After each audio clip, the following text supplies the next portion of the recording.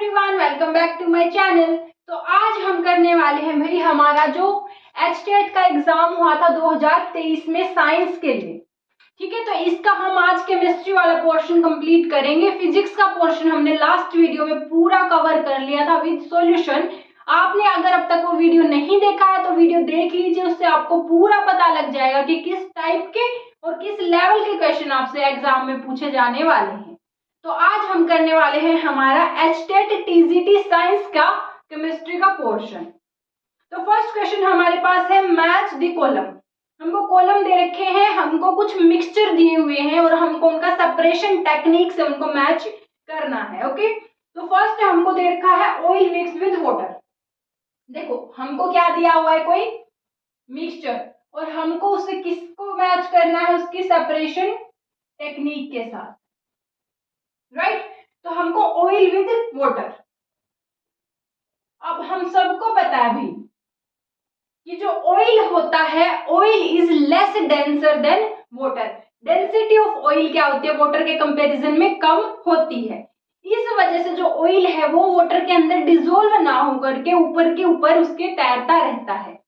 अगर हमने इस तरीके से कोई कंटेनर लिया है, यहाँ पर अगर वाटर फिल करा है, मैं ऊपर से इसमें अगर ऑयल डालती हूँ तो वो ऑयल अंदर जाके मिक्स नहीं होगा, बल्कि क्या करेगा, एक ऊपर सेपरेट लेयर इस तरीके से बनाएगा। राइट, अब मैं क्या कर सकती हूँ, ऊपर से इस ऑयल को दूसरे बर्तन में से अपने ग्लास को, बर्तन को टेढ़ा करके किसी दूसरे बर्तन में निकाल सकती हूँ।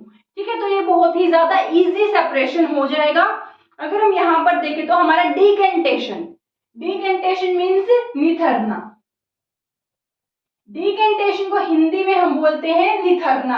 जैसे हमारे पास खराब पानी भी अगर होता है तो खराब पानी को क्या बोलते हैं, कुछ देर रख दो, इसमें जो गंदगी होगी नीचे बैठ जाएगी, साफ पानी ऊपर रह जाएगा। इट मीन्स पानी निथर जाएगा। तो हम ऑयल एंड वाटर को सेपरेट करने के लिए प्रोसेस ऑफ डिकेंटेशन को यूज करेंगे। नेक्स्ट हमारे पास iron powder mix with flour. Iron powder लिया है और साथ में क्या लिया है भाई, आटा लिया है। गेहूं का आटा है, चने का आटा है, किसी भी चीज का हो सकता है। तो इसको सेपरेट करने के लिए देखो आयरन कैसा होता है, iron has magnetic properties.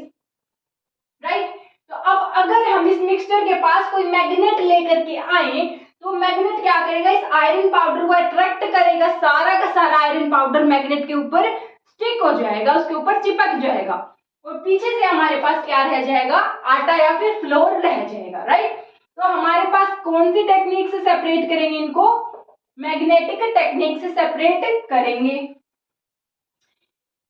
Next mixture is salt mix with water, salt and water. Now we all know कि जो वाटर होता है कैसा होता है, इवेपोरेट करता है बहुत ही इजीली। जैसे हमारे गीले कपड़े होते हैं वो भी कैसे सूखते हैं, by the process of evaporation. तो अगर हम सॉल्ट एंड वाटर के मिक्सचर को ऐसे ही खुला रखा छोड़ दें, अगर उसको ज्यादा विंडी जगह पे रखे, ज्यादा धूप वाली जगह पे रखे, तो और फास्टर हमारा इवेपोरेशन हो जाएगा। ठीक है, तो हमारा सॉल्ट एंड वाटर में क्या होगा, वाटर इवेपोरेट हो जाएगा, सॉल्ट पीछे से रह जाएगा। तो by the process of evaporation. Right, next mixture is kidney beans, that is rajma mixed with rice flour. चावल का आटा और kidney beans, kidney beans and rice flour. देखो भाई राजमा कैसा होता है, बहुत ही मोटा होता है, इसका साइज बहुत ही बड़ा होता है as compare to one particle of flour. ठीक है, अगर पार्टिकल एक ले किसका, राजमा का, और एक पार्टिकल ले फ्लोर का, तो राजमा का साइज बहुत ही ज्यादा बड़ा है, वो छलनी को क्रॉस नहीं कर पाएगा। जैसे घर में आटा छानने वाली जो छन्नी होती है उसमें से आटा नीचे जाएगा और जो किडनी बीन्स है वो ऊपर रह जाएंगे। तो द प्रोसेस ऑफ सीविंग, ठीक है, जो छानने वाली प्रोसेस है उससे हम इनको सेपरेट इजीली कर सकते हैं। Right, so now let us move to the next question. The next question is very much important. इसमें आपका कॉन्सेप्ट लगेगा, आपका कैलकुलेशन होगा। ठीक है, तो ये आप बहुत ध्यान से देखना। विच of the following represent the correct number of moles of each element in 40 gram of ferric sulphate.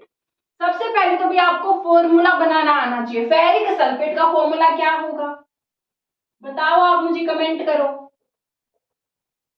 Ferric sulphate. देखो ferric means iron, sulphate means SO4, right. अब जो आयरन है, आयरन की हमारे पास दो वैलेंसी में एग्जिस्ट करता है, एक होती है +2 और एक होती है +3। अगर यहाँ पर फेरस सल्फेट होता, क्या होता फेरस, तो फेरस में तो हम +2 वैलेंसी लेते, बट हमारे पास क्या है फेरिक है, तो हम कौन सी वैलेंसी लेंगे, आयरन की +3 वैलेंसी लेंगे। और जो सल्फेट है इसकी वैलेंसी ऑलवेज -2 होती है, हमको अच्छे से पता है। तो हमारे पास जो फेरिक सल्फेट है इसका फॉर्मूला क्या हो जाएगा अभी, Fe2SO4, राइट। ये किसका फॉर्मूला है हमारे पास, फेरिक सल्फेट का। अब अगर हम फेरिक सल्फेट का मोलर मास निकालें, क्या निकालेंगे, molar mass, that will be, हमारा जो आयरन है इसका एटॉमिक मास कितना होता है हमको गिवन भी है यहाँ पर 56, पर हमारे पास टोटल कितने एटम्स हैं भी आयरन के 2, प्लस सल्फर का एटॉमिक मास 32, टोटल मॉलिक्यूल्स 3,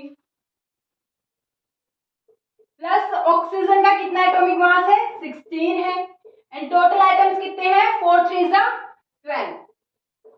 तो अगर हम इन सबको कैलकुलेट करें तो टोटल 400 ग्राम्स हमारा क्या होता है, फेरिक सल्फेट का मोलर मास होता है, 400 ग्राम पर मोल। ठीक है, ये क्या है हमारे पास फेरिक सल्फेट का मास होता है, मोलर मास। अगर 1 मोल ले तो उसका जो मास आएगा, ठीक है। अब हमको क्वेश्चन में क्या दे रखा, 40 ग्राम लिया है, फेरिक सल्फेट कितना लिया है 40 ग्राम। तो यहाँ पर देखो भी हमने बोला 1 मोल का मास तो 400 ग्राम, पर इसने कितना लिया है ओनली 40 ग्राम। तो अगर हमें निकालना है कि कितने नंबर ऑफ मोल्स लिए हुए हैं हमारे क्वेश्चन में, तो एक बहुत इंपॉर्टेंट फॉर्मूला है आपके लिए, वो क्या होता है, number of moles equal to given mass divided by molar mass. ठीक है, नंबर ऑफ मोल्स अगर आपको निकालना है तो given mass divided by molar मास अगर करेंगे तो हमें क्या मिलेगा, कितने मोल्स हैं। तो हमारे पास गिवन मास कितना है क्वेश्चन में 40 gram and molar mass is 400 ग्राम। तो इट मीन्स हमारे को कितने मोल्स दिए हैं इसने 0.1 मोल। ठीक है, हमारे पास फेरिक सल्फेट का 0.1 मोल है टोटल। अब क्वेश्चन में उसने क्या पूछा है, आयरन सल्फर और ऑक्सीजन इन तीनों के अलग अलग बताओ कि कितने मोल्स हैं।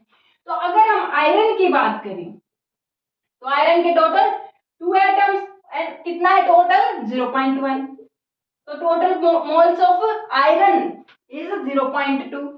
Then again for sulphur total moles 3 into 0.1, it will be 0.3 and for oxygen कितने होंगे 12 into 0.1, it will be 1.2। ठीक है, तो ये हमारा क्या हो जाएगा, आंसर हो जाएगा 0.2, 0.3 एंड 1.2।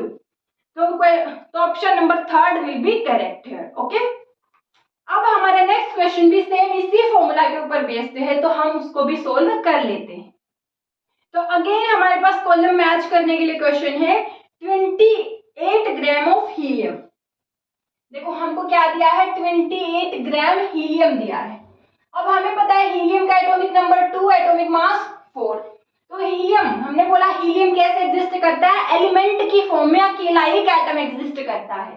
तो इसका मोलर मास कितना हो जाएगा भाई, मोलर मास विल बी 4 ग्राम। अब अगर हमें इसमें कितने नंबर ऑफ मोल्स होंगे तो हम ये फॉर्मूला यूज करेंगे, नंबर ऑफ मोल्स कितने हो जाएंगे, गिवन मास क्या है, गिवन मास हमें 28 ग्राम डिवाइडेड बाय मोलर मास कितना है 4 ग्राम, तो 7 मोल्स। ठीक है, तो हमारा किससे करेक्ट मैच हो जाएगा 7 मोल, जो सेकंड नंबर पर दे रखा है। नेक्स्ट है हमारे पास है 0.5 मोल ऑफ ऑक्सीजन गैस। क्या है 0.5 मोल ऑफ O2। अब हमें पता है ऑक्सीजन का एटॉमिक नंबर 8, एटॉमिक मास 16 होता है।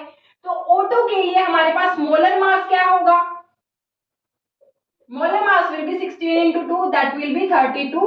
ठीक है, ग्राम पर मोल।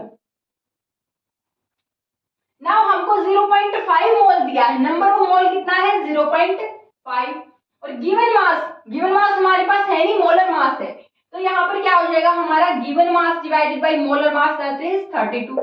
तो गिवन मास हमारे पास क्या हो जाएगा 32 into 0.5 and it will be 16 ग्राम। ठीक है, इट मींस अगर हमें 0.5 मोल ऑफ ऑक्सीजन दे रखा होगा तो उसका वेट कितना निकलेगा 16 ग्राम निकलेगा। ठीक है, तो ये हमारा फोर्थ नंबर से मैच हो जाएगा। नेक्स्ट है molecular mass of common salt. Common salt क्या होता है sodium chloride that is NaCl। ठीक है, तो हमारे पास जो सोडियम होता है इसका एटॉमिक नंबर कितना होता है 11, एटॉमिक मास इज 23। क्लोरीन की अगर बात करें एटॉमिक नंबर 17, एटॉमिक मास 35.5 होता है। अच्छा, क्वेश्चन में इसने हमको क्या बोला है मोलर मास ना बोल करके मोलिक्यूलर मास बोला है।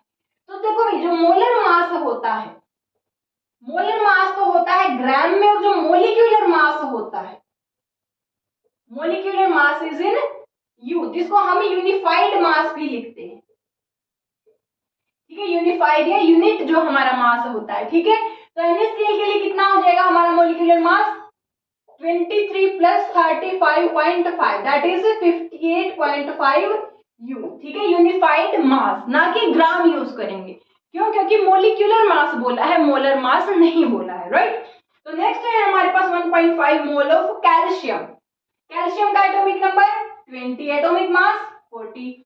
ठीक है, अब उसने क्या बोला 1.5 मोल, तो अगर 1.5 मोल है तो given mass divided by molar मास 40, तो गिवन मास यहां से क्या हो जाएगा हमारे पास 1.5 into 40, it will be 60 gram, right. तो ये किससे मैच हो जाएगा हमारा थर्ड से मैच हो जाएगा, और ये सारा कुछ करने के बाद option number second will be correct. Okay, और जो नेक्स्ट क्वेश्चन है केमिस्ट्री का, ये हमारा टोटली क्रैमिंग बेस्ड है, इसमें हमारा कोई भी कॉन्सेप्ट नहीं लगेगा।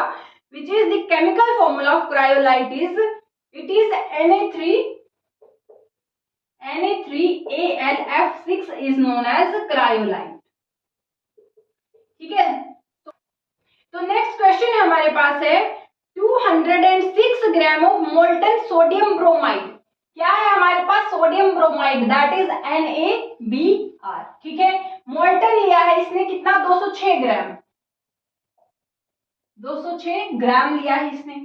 इज इलेक्ट्रोलाइट, उसके अंदर से इलेक्ट्रिसिटी को पास कराया गया है। The maximum mass of sodium obtained will be, हमारे पास टोटल सोडियम कितना ऑब्टेन होगा।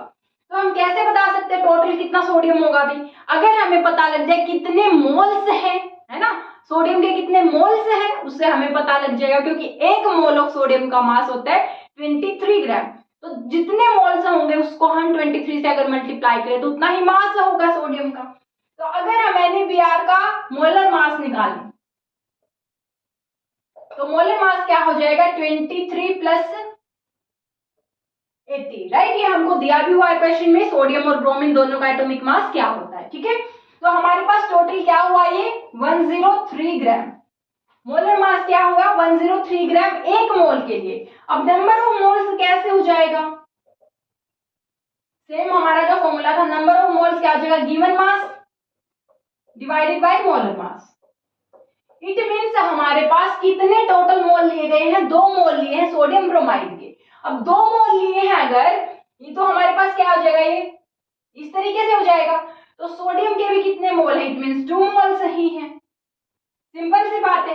तो सोडियम के 1 मोल का मास तो होता है 23 ग्राम, तो 2 मोल का मास कितना हो जाएगा भाई 46 ग्राम हो जाएगा। तो हमें total 46 gram of sodium will be obtained when we electrolyse sodium bromide. ठीक है, कितना 206 ग्राम। तो नेक्स्ट क्वेश्चन हमारे पास है कोलोइडल सिस्टम ए। सबसे पहले तो देखो भी हमें कोलोइडल सिस्टम दे रखा है। जो कोलोइडल सिस्टम होता है वो क्या होता है, कोलोइडल एक तरीके का मिक्सचर ही होता है। ठीक है, क्या होता है मिक्सचर ही होता है, लेकिन इसके जो पार्टिकल्स होते हैं वो ट्रू सॉल्यूशन से बड़े होते हैं और जो हमारा सस्पेंशन है उससे छोटे होते हैं। टिंडल इफेक्ट यहाँ पर देखने को मिलता है और ये स्टेबल भी होता है। कैसा होता है, स्टेबल होता है। ठीक है, और साथ के साथ हेट्रोजीनियस होता है। ठीक है, आई होप आप सबको स्टेबल और हेट्रोजीनियस का मतलब मतलब पता होगा। हेट्रोजीनियस मीन्स सेम कॉम्पोजिशन नहीं होगा थ्रू आउट द सॉल्यूशन, और स्टेबल मीन्स नीचे सेटल डाउन नहीं होंगे, ठीक है, वहां पर उसके अंदर डिसॉल्व्ड फॉर्म में ही प्रेजेंट रहेगा हमारा सॉल्यूशन, ठीक है। तो अगर हम कोलोइडल सिस्टम की बात करें तो जैसे हमारे पास ट्रू सॉल्यूशन में दो कंपोनेंट होते हैं, सोल्यूट एंड सॉल्वेंट, वैसे ही हमारे पास कोलोइडल सिस्टम में भी दो कंपोनेंट होते हैं, dispersed medium, dispersing medium and dispersed phase. Dispersing medium as जो सोलवेंट होता है जो ज्यादा अमाउंट में होगा, ठीक है, और डिस्पर्स्ड फेज जो कम अमाउंट में होता है। अब इसने हमको क्या दिया है, कोलोइडल सिस्टम ए जो दिया है, ए में क्या बोला है, formed by mixing solid and liquid. इसने क्या किया है, सॉलिड इन लिक्विड, ठीक है। जब सॉलिड इन लिक्विड मिक्स होता है तो हम उस कोलोइडल को क्या बोलते हैं, सोल बोलते हैं। क्या बोलते हैं, सोल बोलते हैं। अगर हम सोल का एग्जांपल देखें तो जैसे हमारे पास पेंट होता है, ठीक है, ये किसका एग्जांपल होता है, सॉलिड इन लिक्विड। आप कभी भी देखना, जो हम दीवार के ऊपर लकड़ी के ऊपर पेंट करते हैं, अगर आप उसको लंबे टाइम तक रखो तो उसमें नीचे थिक हो जाता है, ऊपर तो लिक्विड ही रह जाएगा, नीचे सारा जो सॉलिड कंपोनेंट मिक्स है वो नीचे बैठ जाएगा। इस वजह से जो टॉनिक भी होते हैं या फिर पेंट होता है उसको हम यूज करने से पहले अच्छे से मिक्स करते हैं, ताकि जो नीचे बैठा हुआ सॉलिड कंपोनेंट है वो लिक्विड के अंदर दोबारा से मिक्स हो जाए, ठीक है। अगर हम बात करें कोलोइडल सिस्टम बी की, तो वो इसने बोला है formed by mixing solid and gas, solid in gas. Solid in gas को हम क्या बोलते हैं, एरोसोल बोलते हैं। क्या होता है, एरोसोल। और अगर एरोसोल का एग्जांपल देखें तो जो स्मोक होता है या डस्ट होता है, ठीक है, उसमें क्या होता है, जो सॉलिड पार्टिकल है स्मोक के या डस्ट के, वो एयर के अंदर सस्पेंडेड होते हैं, उसको हम क्या बोल देते हैं, एरोसोल बोल देते हैं। जो सी कोलोइडल सिस्टम है वो क्या दे रखा है, liquid and gas, liquid in gas. Again अगर लिक्विड इन गैस होता है इसको भी हम क्या बोलते हैं, एरोसोल। और इसके एग्जांपल हमारे पास क्या होंगे, क्लाउड या फिर जो मिस्ट भी होता है, ठीक है। जो क्लाउड फॉर्म होते हैं, जो हमारे एयर है, एटमॉस्फेयर है, उसमें जब हमारा जो पार्टिकल्स ऑफ वाटर वेपर जो इवेपोरेट होता है, वेपोराइज होता है वाटर, जब पार्टिकल ऑफ एयर और पार्टिकल ऑफ वाटर जब आपस में अटैच हो जाते हैं तो वो क्लाउड को फॉर्म करते हैं, ठीक है। तो हमारा क्या हो जाएगा, उसने पूछा है इन सबके एग्जांपल बताओ, तो option number third, paints smoke and cloud will be correct, right. अब आप लोग कमेंट में मुझे वो वाले कोलोइडल सिस्टम का नाम बताओ जब एक लिक्विड को सॉलिड के अंदर मिक्स करेंगे, या फिर एक गैस को सॉलिड के अंदर मिक्स करेंगे, या फिर एक गैस को लिक्विड के अंदर मिक्स करेंगे, उसको हम क्या बोलते हैं। अब जो नेक्स्ट क्वेश्चन है ये हमारा क्लास नंबर 10th के फर्स्ट चैप्टर से बिलोंग करता है। इसमें हमको रिएक्शन दे रखे, नेम दे रखे हैं उनके, और दूसरी तरफ पे रिएक्शन, हमें बताना है कौन सी रिएक्शन कौन से टाइप की है, ठीक है। तो हमारे पास है photochemical decomposition, thermal decomposition, electrolysis.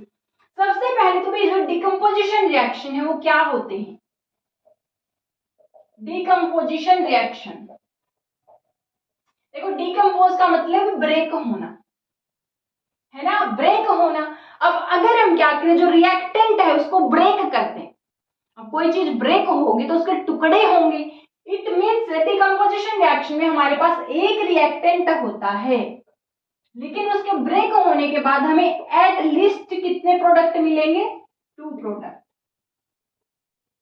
ठीक है। जब एक रिएक्टेंट कम से कम 2 प्रोडक्ट में ब्रेक हो जाता है उसको हम डिकम्पोजिशन रिएक्शन बोलते हैं। अब देखो भाई कोई भी रिएक्टेंट ऐसा तो है नहीं खाली पी लिया से बैठा बैठा ब्रेक हो जाएगा, हमको क्या करना पड़ेगा, वहां पर कोई ना कोई फॉर्म में एनर्जी तो सप्लाई करना पड़ेगा उसको ब्रेक करने के लिए, ठीक है। तो जो ये एनर्जी हम सप्लाई करते हैं हम इसको 3 फॉर्म में सप्लाई कर सकते हैं। अगर तो हम इसको लाइट की फॉर्म में सप्लाई करें, ठीक है, या फिर हम इसको हीट की फॉर्म में सप्लाई करें, या तो फिर इसको हम इलेक्ट्रिसिटी की फॉर्म में सप्लाई करें, ठीक है। अगर लाइट दिया है तो हम उसको फोटोलिटिक डिकम्पोजिशन बोलते हैं, अगर तो हीट दिया है तो क्या बोलेंगे, थर्मल डिकम्पोजिशन, और इलेक्ट्रोसिटी में हम बोलते हैं इलेक्ट्रोलिसिस। ठीक है, अब जो हमारा होता है फोटोलिटिक डिकम्पोजिशन, लाइट की प्रेजेंस में, सनलाइट की प्रेजेंस में जो होता है उसका सबसे बड़ा एग्जांपल होता है black and white photography. Black and white photography में जो यूज होता है, कौन होता है, हमारा सिल्वर क्लोराइड, सिल्वर ब्रोमाइड जो यूज होते हैं। ठीक है, अगर हम ले AgBr in the presence of sunlight it will break into silver and bromine gas. ठीक है, ब्रोमीन इज ए गैस। ठीक है, तो ये कैसी इक्वेशन है अभी हमारी, अनबैलेंस्ड, इधर ब्रोमीन एक, इधर ब्रोमीन दो एटम्स। तो अगर हम इसको क्या बोले, अनबैलेंस्ड या स्केलेटल केमिकल इक्वेशन। अगर हम इसको बैलेंस करें तो हमें दोनों तरफ equal number of atoms of every element चाहिएगा। तो अगर हम इसको 2 से इधर मल्टीप्लाई करें तो इधर ब्रोमीन तो बैलेंस बट सिल्वर अनबैलेंस, तो इस तरीके से हमारी क्या हो जाएगी, ये मैच हो जाएगा। तो जो फोटोकेमिकल या फोटोलिटिक डिकम्पोजिशन है उसका हमारा मैच हो जाएगा, जो 4th नंबर पर रिएक्शन दे रखी है सिल्वर ब्रोमाइड की। ठीक है, नेक्स्ट अगर थर्मल डिकम्पोजिशन की बात करें तो हमको जो 1st नंबर पर रिएक्शन दे रखा है, 1st नंबर पर जो रिएक्शन है 2ClO3 breaks into 2 potassium chloride plus 3 oxygen gas. ठीक है, तो ये रिएक्शन हमारा किसका एग्जांपल है, थर्मल डिकम्पोजिशन का।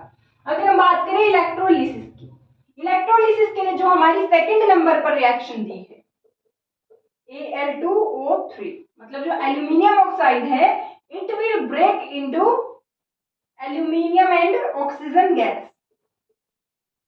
ठीक है, ये क्या हो जाएगा हमारे पास, इलेक्ट्रिसिटी अगर पास करें, अब देखो भाई सॉलिड फॉर्म में तो इलेक्ट्रिसिटी पास नहीं कराएंगे, या तो डिसॉल्व्ड एक्वस फॉर्म में या फिर मोल्टन स्टेट में हम किसी में से इलेक्ट्रिसिटी को पास कराएंगे। ठीक है, तो जो 4th हमारे पास रिएक्शन दी गई है वो डिस्प्लेसमेंट रिएक्शन। अब जो डिस्प्लेसमेंट रिएक्शन है इसका कॉन्सेप्ट डिकम्पोजिशन रिएक्शन से पूरा का पूरा थोड़ा डिफरेंट हो जाता है, वो हम देख लेते हैं कि कैसे। तो जो डिस्प्लेसमेंट रिएक्शन होती है, जैसा कि इसके नाम से ही हमें पता चलता है, what do you mean by displacement, it means replace कर देना, है ना। अब भाई जो ज्यादा पावरफुल होगा वही तो कम पावरफुल को वहां से हटाएगा। डिस्प्लेसमेंट रिएक्शन में हमारे पास एक तो होता है प्योर मेटल, ठीक है, क्या होगा, प्योर मेटल, और दूसरा हमारे पास क्या होगा, कंपाउंड, कोई मेटल होगा उससे अलग और उसका कंपाउंड होगा। ठीक है, now if metal 1 is stronger या फिर मोर रिएक्टिव देन मेटल 2, तब तो वो उसको यहां से हटा देगा और हमारे पास मेटल 2 प्योर स्टेट में मिल जाएगा, मेटल 1 का कंपाउंड फॉर्म हो जाएगा। पर अगर तो metal 1 is less reactive than metal 2, तब हमारे पास क्या होगा, कोई रिएक्शन नहीं होगा, मेटल 1 ऐसा कैसा रहेगा, कंपाउंड ऐसा कैसा रहेगा। अब कम रिएक्टिव है या ज्यादा रिएक्टिव ये हमें कैसे पता लगेगा, तो उसके लिए हमारे पास होता है रिएक्टिविटी सीरीज। ये क्या है हमारे पास, रिएक्टिविटी सीरीज। इस रिएक्टिविटी सीरीज पे आपके पास 110% दो नहीं तो एक क्वेश्चन तो देखने को मिलेगा ही मिलेगा, हो सकता है 2 क्वेश्चन भी मिल जाए, क्योंकि इस क्वेश्चन पेपर में भी हमारे पास इस पे बेस्ड 2 क्वेश्चंस हैं। ठीक है, तो देखो भाई हम इसको याद कैसे रखेंगे, इसकी हमारे पास एक सिंपल ट्रिक है। ठीक है, ये क्या, इसको कैसे याद रखेंगे, कालू नाम का माली आलू जरा पीके से पकाता है, कम है आगरा और पटियाला। ठीक है, देखो ये हमारे पास क्या है, सारे मेटल्स का सिंबल है। ठीक है, ये क्या है, potassium, sodium, calcium, magnesium, aluminium, zinc, iron, tin, lead, hydrogen, copper, mercury, silver, gold and platinum. ठीक है, हमने क्या बोला, जो सबसे ऊपर आता है वो सबसे मोस्ट रिएक्टिव है, जैसे जैसे नीचे जाएंगे तो उतना ही वो लेस रिएक्टिव होता जाएगा। और अगर हम इन 2 मेटल की बात करें जो रिएक्टिविटी सीरीज में सबसे कम है, सबसे नीचे आते हैं, मतलब जो सबसे ही कम रिएक्टिव है, जो एयर वाटर किसी अदर गैस से रिएक्ट करते ही नहीं, इन दोनों को हम नोबल मेटल भी बोलते हैं। क्या बोलते हैं? Nobel metal. इस बात पर आपका डायरेक्ट क्वेश्चन बन सकता है, ऑप्शन दे देगा और पूछ लेगा नोबल मेटल इसमें से कौन है, तो आपको कौन बताना है? Gold and platinum. ठीक है, ये दोनों क्या होते हैं? नोबल मेटल होते हैं। नोबल क्यों? क्योंकि किसी से रिएक्ट नहीं करते, किसी से झगड़ा मोल नहीं लेते। ठीक है, तो अगर हम यहाँ पर देखें जो हमको क्वेश्चन दे रखा है, तो यहाँ पर डिस्प्लेसमेंट रिएक्शन का एग्जाम्पल इसने क्या लिया है? मैग्नीशियम लिया है, मैग्नीशियम प्लस कॉपर सल्फेट। ठीक है, अब कंपेयर करो मैग्नीशियम और कॉपर को। मैग्नीशियम ऊपर है कॉपर से, तो बहुत ऊपर है, मतलब बहुत ही ज्यादा रिएक्टिव है एज कंपेयर टू कॉपर, तो ये तो इसको डेफिनेटली डिस्प्लेस करेगा। तो हमारे पास क्या मिलेगा? कॉपर प्योर फॉर्म में मिल जाएगा प्लस मैग्नीशियम सल्फेट। ठीक है, तो ये हमारे पास क्या हो जाएगा? Displacement reaction. Why? Because magnesium replaces copper from its compound. ठीक है, now we move forward to the next question.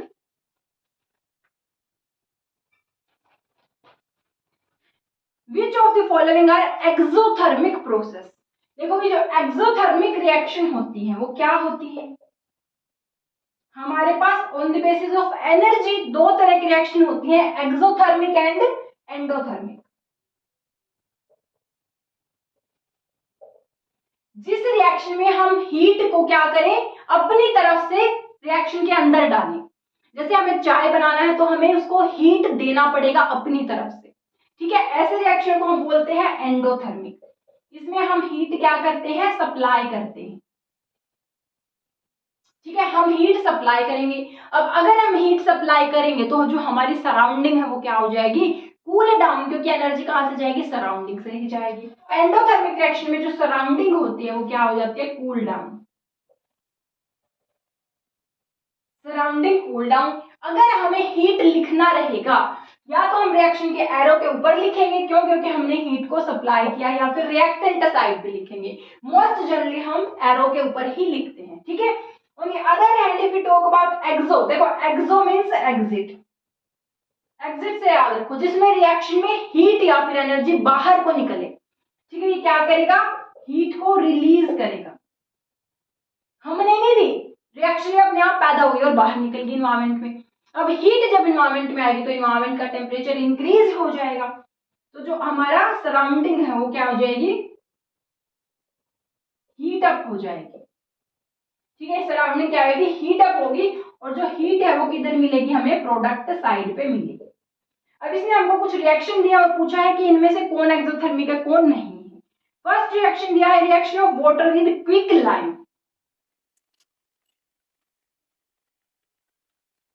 तो यहाँ पर जो क्विक लाइम नाम दिया है ना भाई, ये बहुत इंपॉर्टेंट है। आपको इसका फॉर्मूला, इसका नेम याद रखना बहुत जरूरी है।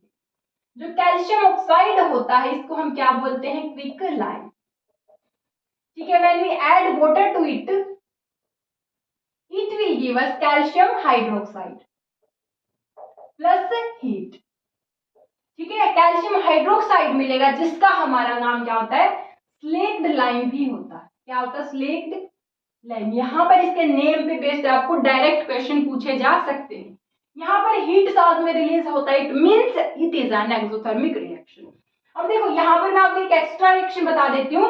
अब अगर ये जो कैल्शियम हाइड्रोक्साइड या स्लेक्ड लाइम है, अगर ये कार्बन डाइऑक्साइड के साथ कांटेक्ट में आ जाए तो this will form calcium carbonate. ठीक है, प्लस H2। और जो कैल्शियम कार्बोनेट है इसी का नाम क्या होता है? लाइमस्टोन होता है। This is known as limestone. अब आपको ये जो तीनों है, कैल्शियम ऑक्साइड को क्विक लाइम बोलते हैं, कैल्शियम हाइड्रोक्साइड को स्लेक्ड लाइम और कैल्शियम कार्बोनेट को लाइमस्टोन, तीनों के formula, chemical name and general name को अच्छे से याद रखना है। ठीक है, नेक्स्ट हमको दिया है dilution of N acid. Dilution means dissolving in water. उसको अगर एसिड को हम वाटर में मिक्स करते हैं, डाइल्यूशन करते हैं, तो हाईली एक्सोथर्मिक रिएक्शन होती है, बहुत ही ज्यादा अमाउंट में हीट निकलता है। इस वजह से आपको एडवाइस किया जाता है कि बहुत थोड़ा थोड़ा, बहुत स्लो करके आप एसिड को वाटर के अंदर डालो। ठीक है, वो भी कैसे? जो कंटेनर है उसकी वॉल्स से डालो, ऐसे डायरेक्ट मत डालो कि अगर ये बीकर है इसमें वाटर फील्ड है, ऐसे एसिड नहीं डालना, गलत, ऐसे दीवार से ऐसे। ठीक है, क्यों? ताकि बिल्कुल स्लो मिक्स हो उसके अंदर जाकर के, ताकि हीट जो रिलीज हो रही है वो कम हो, बहुत ही डिजास्टर वहां पर क्रिएट ना हो जाए। ठीक है, नेक्स्ट इवेपोरेशन ऑफ वाटर, ना जी इसमें हमको हीट नहीं मिलता। सब्लिमेशन ऑफ कैम्फर, सब्लिमेशन क्या होता है भाई? सब्लिमेशन सॉलिड से डायरेक्ट गैस में कन्वर्ट हो जाना। चेंज ऑफ स्टेट में सब्लिमेशन क्या होता है? सॉलिड से डायरेक्ट गैस में चले जाना। For example naphthalene, camphor, dry ice, ammonium chloride, anthracene, ये सब के सब क्या होते हैं? सब्लिमेट होते हैं, सॉलिड से डायरेक्ट गैस में कन्वर्ट होते हैं। Now next question is the hydrophilic end of A synthetic detergent is. देखो भी हमारे पास दो क्लीनिंग एजेंट होते हैं, एक तो होता है सोप और एक होता है डिटर्जेंट। दोनों में क्या डिफरेंस होता है? एक तो इनके केमिकल फॉर्मूला में डिफरेंस होता है, एक तो इनके केमिकल फॉर्मूला में डिफरेंस होता है, दूसरा इनकी क्लीनिंग प्रॉपर्टी में डिफरेंस होता है। जो सोप होता है ये ओनली सॉफ्ट वाटर में क्लीनिंग करता है, हार्ड वाटर में ये स्कम बना लेता है, क्योंकि हार्ड वाटर में हमारे पास कैल्शियम और मैग्नीशियम के आयंस प्रेजेंट होते हैं, जिनके साथ ही रिएक्ट करके स्कम बनाता है। बट जो डिटर्जेंट होता है ये हार्ड वाटर में भी क्या करता है? क्लीनिंग करता है, इफेक्टिव होता है। ठीक है, अगर हम इनके फॉर्मूला की बात करें तो जो सोप होता है,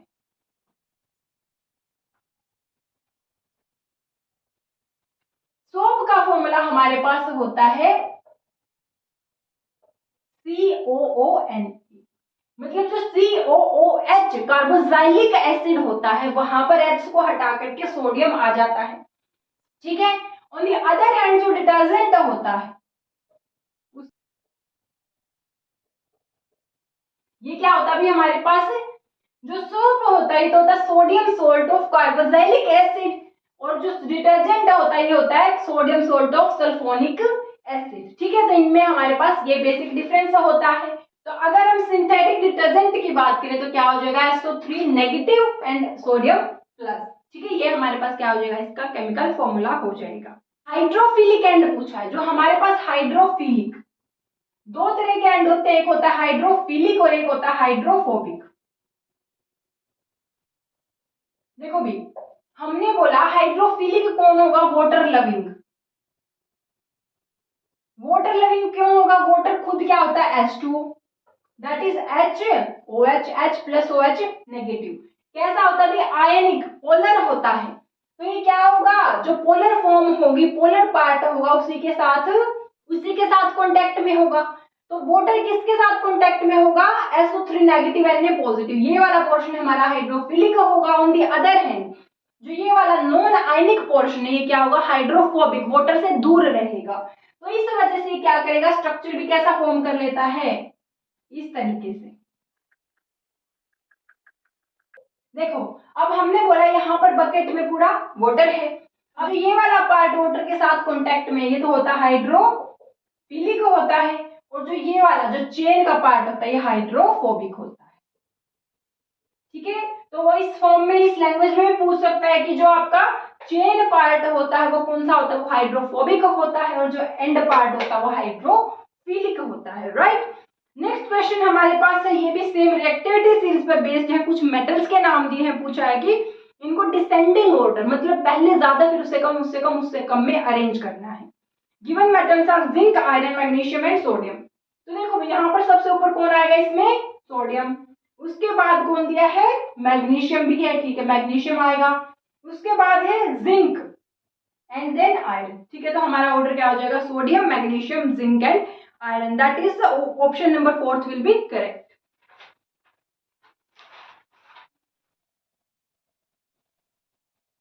नेक्स्ट है हमारे पास है, consider a case when gases are diffused through a porous port to vacuum at the same temperature and pressure. सबसे पहले डिफ्यूज, डिफ्यूजन का मतलब क्या होता है? डिफ्यूजन का मतलब होता है एक खुद से ही, अपने आप, without any external agency, high concentration से लो कॉन्सेंट्रेशन पे जब मूव होता है। ठीक है, जैसे मैंने बोला, जैसे मैंने अगरबत्ती लगाया तो वहां पर अगरबत्ती की सुगंध के जो पार्टिकल्स हैं वो अगरबत्ती के पास हैं प्रेजेंट, पर दूर प्रेजेंट नहीं है। अगरबत्ती के पास ज्यादा अमाउंट है और दूर कम है, तो वो धीरे धीरे धीरे खुशबू दूर तक जाती है। ज्यादा कॉन्सेंट्रेशन से लेस कॉन्सेंट्रेशन पे अपने आप ही मूव करते हैं, इसको हम डिफ्यूजन बोलते हैं। ठीक है, और अगर डिफ्यूजन को ही हम वाटर के केस में लें, जब वाटर हाई कॉन्सेंट्रेशन से लो कॉन्सेंट्रेशन पे जाए, ठीक है, उसको हम क्या बोल देते हैं, ओस्मोसिस बोल देते हैं। जो हमारा आरओ होता है, वाटर फिल्टरिंग यूनिट, जो घर में लगा होता है, वो क्या होता है, रिवर्स ओस्मोसिस। हमने अभी क्या बोला, हाई कॉन्सेंट्रेशन से लो कॉन्सेंट्रेशन पे जाना तो ओस्मोसिस, पर अगर लो कॉन्सेंट्रेशन से हाई पे चला जाए, कौन इम्प्योरिटीज, जिधर कम इम्प्योरिटीज है उसके बजाय वो ज्यादा इम्प्योरिटी जिधर फिल्टर की तरफ चला जाए, उसको क्या बोलते हैं, रिवर्स ओस्मोसिस। ठीक है, पर यहाँ पर हमें क्या दिया है, एक पोरस पोर्ट है, मतलब छोटे छोटे छोटे पोर्स प्रेजेंट है, सेम टेम्परेचर सेम प्रेशर पर, उसने कुछ गैसेस दिए हैं, पूछा कि कौन से पेयर का जो स्पीड होगा डिफ्यूजन का वो सेम होगा। तो जो गिवन पेयर है हम उनका मास कंपेयर कर लेते हैं, जिनका मास कंपेरेबल होगा उनका स्पीड भी कंपेरेबल होगा। ठीक है, तो फर्स्ट केस में हमारे पास है NH3 ammonia and H2 gas. Ammonia का अगर मास देखें, नाइट्रोजन का मास 14 प्लस हाइड्रोजन का 3, इधर 2, कहीं भी कंपैरिजन नहीं है। नेक्स्ट है carbon monoxide and sulphur dioxide. Carbon का एटॉमिक मास 12 प्लस ऑक्सीजन का एटॉमिक मास 16। ठीक है, देखते हैं, सल्फर का एटॉमिक मास 32 प्लस ऑक्सीजन का बहुत ज्यादा ऑलरेडी डिफरेंस आ रहा है। ठीक है, ऑक्सीजन का कितना आएगा, 16 इंटू 2 दैट इज 32, अगेन बहुत ज्यादा डिफरेंस है।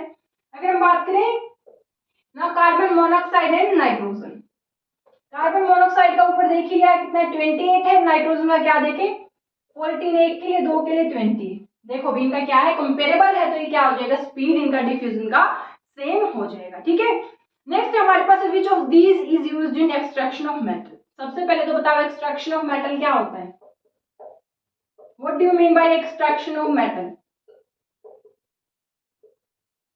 भी जो हमारा ओर होता है, ओर में से जो प्योर मेटल हम लेकर आते हैं, माइनिंग जो होती है, उसी को हम एक्सट्रैक्शन ऑफ मेटल बोलते हैं। ठीक है, और क्या होता है, मिनरल होता है, मोर प्रॉफिटेबल, जिससे हम मेटल को एक्सट्रैक्ट कर सकते हैं, वो वाले मिनरल को हम और बोलते हैं। ठीक है, अगर हम यहाँ से देखें, एक बहुत इंपॉर्टेंट स्टेटमेंट निकल करके आती है, जो आपको एग्जाम के पॉइंट ऑफ व्यू से बहुत इंपॉर्टेंट है, हो सकता है आपको डायरेक्ट ये स्टेटमेंट अब के बार एग्जाम में देखने को मिल जाए। वो क्या है कि जो एवरी ओर है, every ore is a mineral, ये क्या है, बिल्कुल ट्रू है। और अगर वो बोले but every mineral is not ore, ये भी क्या है, ट्रू है। हर एक और मिनरल होता है, पर हर एक मिनरल और नहीं होता। मेरे प्यारे साथियों और दोस्तों, क्योंकि आप सब एचटेट का एग्जाम दे रहे हो, बच्चे तो हो नहीं, तो ये क्या है, स्टेटमेंट को अच्छे से दिमाग में बिठा लेना, आपके पास ये क्वेश्चन देखने को मिल सकता है। ठीक है, अगर हम नेक्स्ट बात करें, इसने क्या पूछा है कि कौन सा इसमें यूज होता है एक्सट्रैक्शन ऑफ मेटल में। तो भाई जो मेटल होते हैं, मोस्ट ऑफ मेटल जो ओर होते हैं, वो ऑक्साइड की फॉर्म में प्रेजेंट होते हैं। क्यों, क्योंकि जो ऑक्सीजन है वो अबंडेंट अमाउंट में हमारे पास प्रेजेंट है हमारे एटमॉस्फेयर में, तो हमारे पास क्या होगा, हमें उनको रिडक्शन करना पड़ेगा, ऑक्सीजन को हटाने के लिए रिडक्शन करना पड़ेगा, और जो रिडक्शन है उसके लिए हम क्या करते हैं, हीट करते हैं इन the presence of Coke, Coca Cola. तो ये कोका कोला वाला कोक नहीं है, ये कौन सा कोक है, ये कार्बन का कोक है। क्या होता है, कार्बन का कोक। जो कोल होता है ना, कोल होता है, कोल की जो प्योरेस्ट फॉर्म है, कोल से तो हमें कई सारी चीजें मिलती हैं। ठीक है, उससे तो हम कई सारे प्रोडक्ट निकालते हैं, उसमें मेन क्या होता है, कोक होता है। और जो बाई प्रोडक्ट्स होते हैं वो क्या हो जाती है, कोल गैस, कोल तार। ठीक है, ये सब कुछ क्या हो जाता है हमारे पास बाई प्रोडक्ट। जो कोक होता है ये almost purest form of carbon होता है। तो जो ये कोक होता है सॉलिड फॉर्म में होता है, पोरस होता है। ठीक है, तो हमने क्या बोला, इसको रिडक्शन ऑफ मेटल में यूज किया जाता है।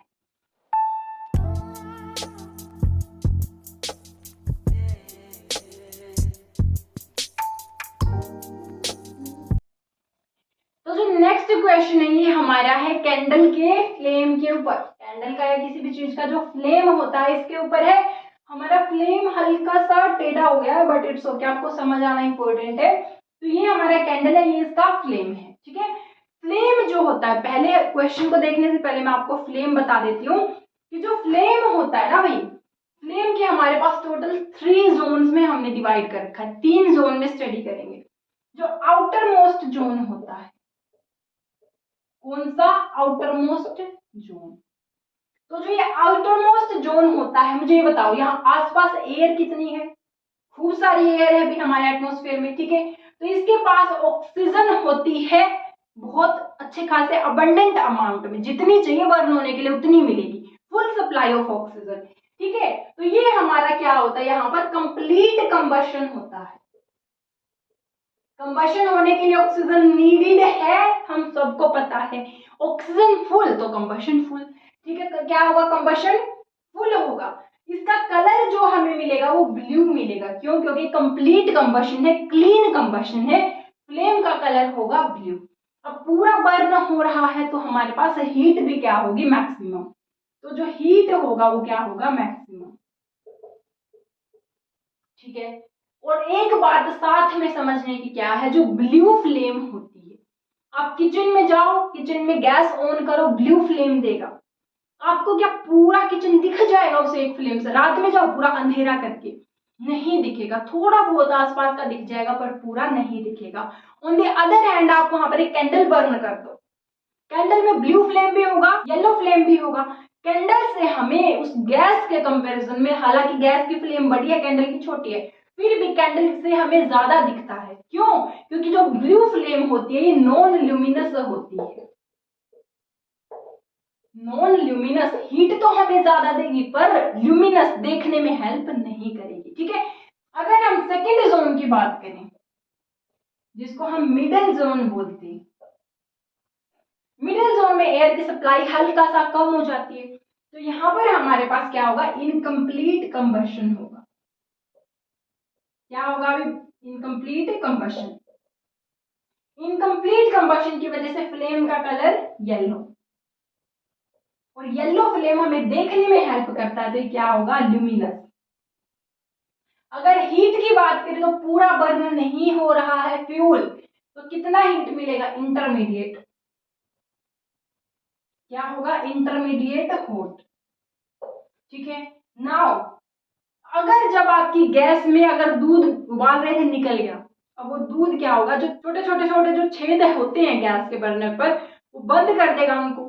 आप देखना आपकी गैस की फ्लेम येलो होना शुरू हो जाएगी। इट मीन्स आपका फ्यूल वेस्ट हो रहा है, इनकम्प्लीट कंबशन हो रहा है, हीट कम मिल रही है। अपने गैस के बर्नर को क्लीन कर लीजिए, ठीक है। तो आगे से ये ध्यान रखना, जिस टाइम आपका बर्नर के पोर्स क्लोग होंगे, आपके बर्तनों को भी ज्यादा काला करेगा। क्यों? क्योंकि जो आपका बर्न नहीं हो रहा फ्यूल, वो अनबर्न्ड कार्बन ब्लैक कलर की फॉर्म में उस पर जमा होना शुरू हो जाएगा, जो हमारा थर्ड जोन है। कौन सा? इनर मोस्ट जोन, ठीक है। इनर मोस्ट जोन हमारा कैसे कलर का होएगा? ब्लैक। क्यों ब्लैक? क्योंकि जो हमारा अनबर्न्ड कार्बन होता है, जो एक कैंडल है या फिर जो भी हम फ्यूल यूज करते हैं, कार्बन तो होता ही है उसमें, ठीक है। तो जो अनबर्न्ड कार्बन है वो कैसा कलर देगा? ब्लैक। सूट, क्या बोलेंगे इसको? सूट। ब्लैक जो हमारा कलर होगा अंदर वाले फ्लेम का, वो कौन होता है? वो किसकी वजह से होता है? अनबर्न्ड कार्बन की वजह से। और ये क्या होता है? लीस्ट हॉट होता है, सबसे कम गर्म होता है ये वाला हिस्सा, ठीक है। अगर इसके एप्लीकेशन की भी बात करें, जो हमारे गोल्ड स्मिथ सुनार होते हैं, वो गोल्ड को मेल्ट करने के लिए फ्लेम का यूज करते हैं। वो किसके ऊपर हवा मारते हैं? आउटर मोस्ट जोन पर। गोल्ड को मेल्ट करने के लिए हाई टेम्परेचर चाहिएगा, तो मैक्सिमम हीट चाहिएगा, तो जो आउटर जोन है इसके ऊपर पतली सी पाइप लेकर के उससे फूंक मारते हैं, ठीक है। अगर मैं क्या करूँ, ग्लास स्लैब लूं और यहाँ पर रख दूं, ग्लास स्लैब के ऊपर ब्लैक धुआं जम जाएगा, सूट जम जाएगा। क्यों? क्योंकि inner most zone is unburned carbon से बना होता है। आपके मम्मा भी दिन उठे एकादशी पर आपके लिए काजल बनाते होंगे घर पर, वो किससे बनता है? अनबर्न्ड कार्बन से ही बनता है। अब हम क्वेश्चन देख लेते हैं, इसने हमें क्या दिया है? Which of the following statement is correct पूछा है। Outermost zone of the flame is its hottest part where complete combustion takes place. बिल्कुल सही है, बिल्कुल सही है। आगे बोल रहा middle zone of the flame is of red colour, गलत। येलो होता है। Inner most zone of flame is moderately hot, गलत। लीस्ट हॉट होता है, मॉडरेटली हॉट होता है मिडिल जोन।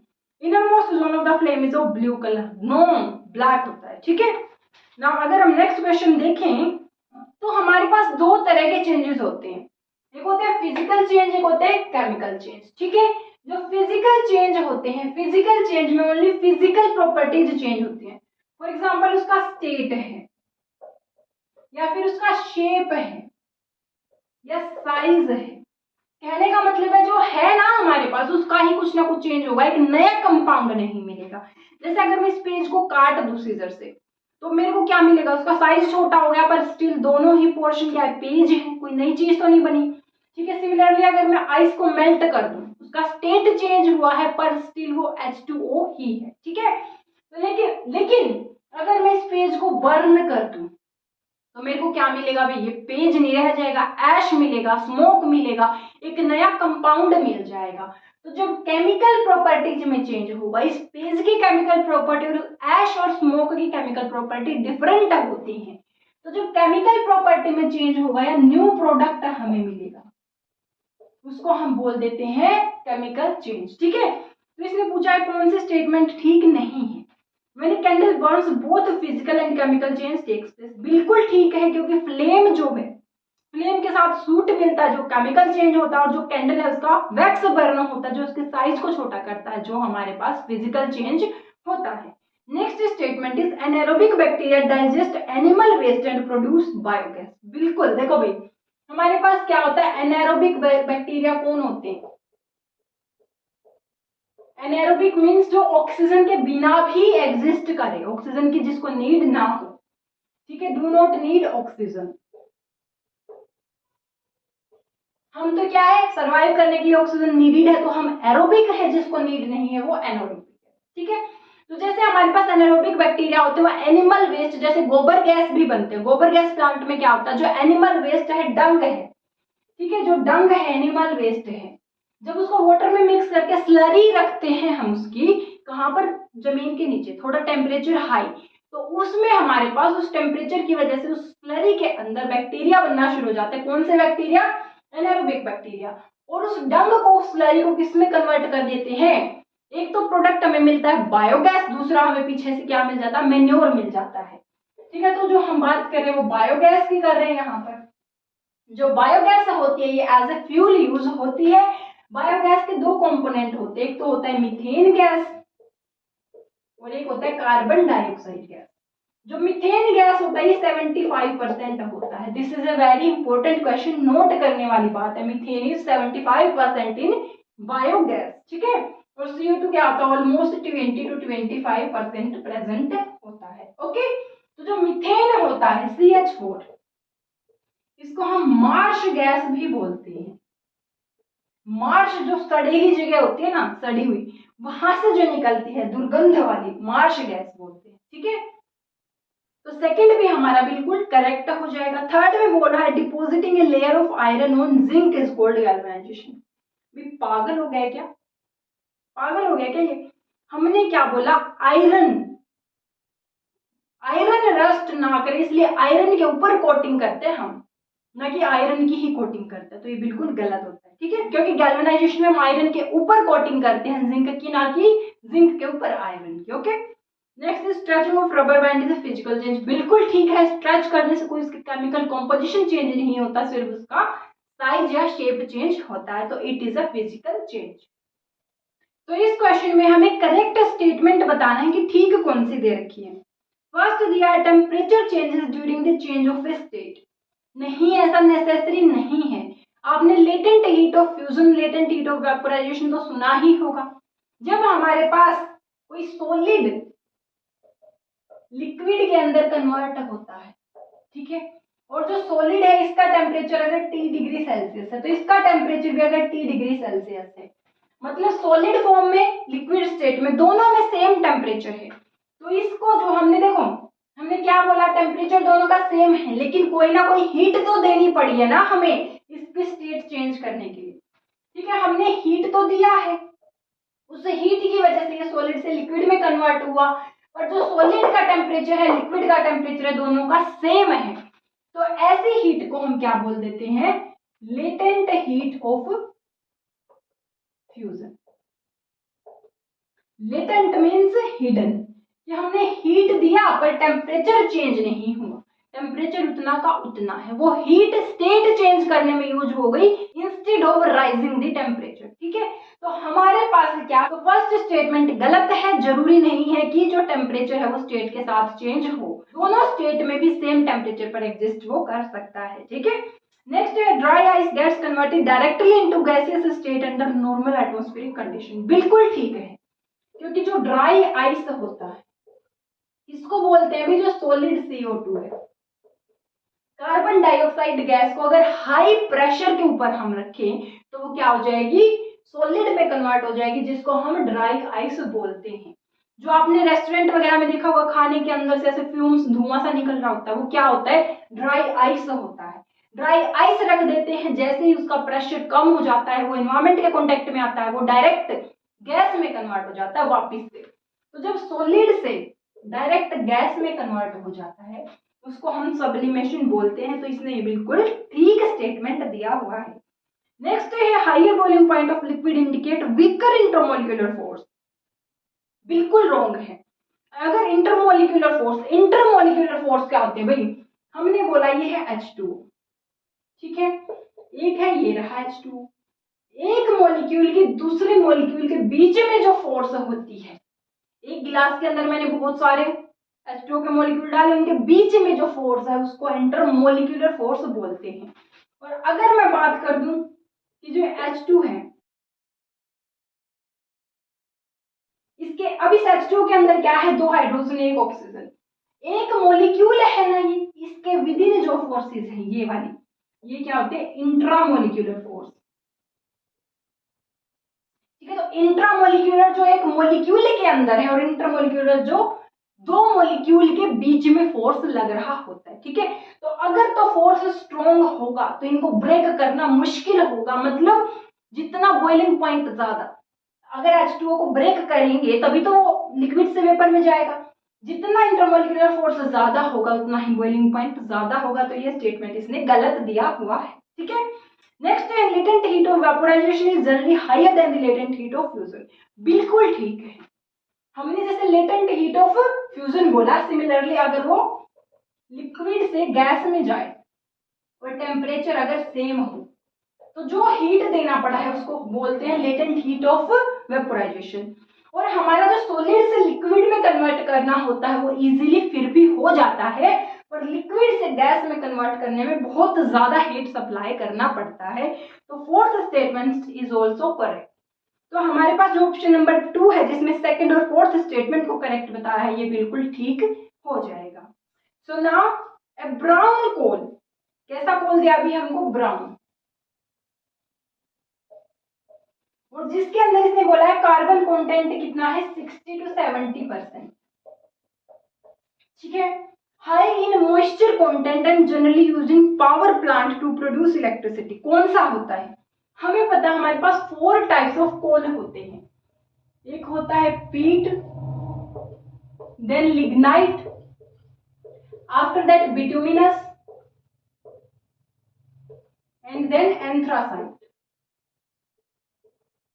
ठीक है, देखो भाई, जो सबसे ही अर्थ की जो हम खुदाई करना शुरू करें, जो सबसे ऊपर मिलेगा मतलब वो सबसे फ्रेश है, और जो सबसे डीपर मिलेगा मतलब वो सबसे पुराना है, सबसे पहले का दबा हुआ है जमीन के अंदर। ठीक है, तो जो सबसे ऊपर मिलता है वो तो होता है पीट, ताजा ताजा ही होता है। आफ्टर दैट लिग्नाइट, उसके बाद बिटुमिनस, और उसके बाद एंथ्रासाइट। सो सबसे डीपर होता है, सबसे पुराना होता है, मतलब जो सबसे बेस्ट क्वालिटी ऑफ कोल होता है वो होता है एंथ्रासाइट। और जो सबसे कम क्वालिटी होता है, जो लोएस्ट ग्रेड ऑफ कोल है, हम किसको बोलते हैं? लिग्नाइट को बोलते हैं, पीट को नहीं बोलते, क्योंकि पीट तो इतना बिल्कुल इनिशियल स्टेज ऑफ कोल होता है कि हम उसको एज ए कोल यूज भी नहीं करते हैं जनरली। ठीक है, तो लोएस्ट ग्रेड ऑफ कोल अगर आपसे पूछा जाए तो यू विल आंसर लिग्नाइट। ठीक है, जो लिग्नाइट होता है इसमें कार्बन कंटेंट ऑलमोस्ट 60 to 70% होता है। कलर इसका ब्राउन होता है। कैसा होता है? ब्राउन होता है, सॉफ्ट होता है। ठीक है, वाटर का कंटेंट ज्यादा होता है, तो हमारा आंसर हो जाएगा लिग्नाइट। ठीक है, अगर वो पूछ लेता हार्ड कोल कौन होता है या फिर बेस्ट कोल जिसमें हमारे पास अबव 95% कार्बन कंटेंट होता है, तो वो होता है एंथ्रासाइट। ठीक है, और अगर पूछ ले ब्लैक कोल कौन होता है, तो वो होता है हमारे पास बिट्यूमिनस। अब एक बात और देखने की क्या है कि जो लिग्नाइट है इन दोनों से तो कम क्वालिटी अच्छा है इसका, तो ये हमारे पास थोड़ा सस्ता भी होता है इनसे, इस वजह से जो हमारे पावर प्लांट्स है उनमें भी ये यूज किया जाता है। ठीक है, सो आई होप कि इस क्लास ने आपको बहुत ज्यादा हेल्प किया होगा एचटेट के एग्जाम पैटर्न को और उसके लेवल को समझने में। आपने ये देख ही लिया है अच्छे से कि सारे क्वेश्चन हमारे एनसीईआरटी से बन रहे हैं, वो भी अप टू 10th लेवल। तो अगर आप अपने एचटेट को क्वालिफाई करना चाहते हो तो अपने एनसीईआरटी बुक्स को और मेरी क्लासेस को बिल्कुल भी मिस ना करें। अगर आपको वीडियो अच्छा लगा है तो लाइक करें, शेयर करें, चैनल को सब्सक्राइब करें, पढ़ते रहें। I wish you all the best. Bye bye and keep studying.